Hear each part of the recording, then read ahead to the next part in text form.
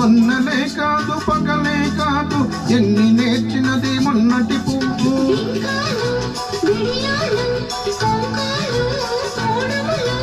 ఏమో ఎవరిదో గాని విరి గడసది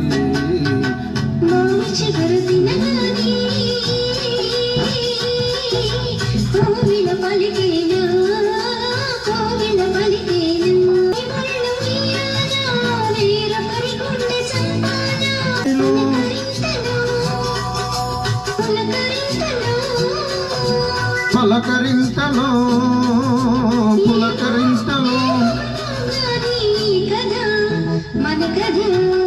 మావి చిగురు తినగానే కోవిల పలికేనా.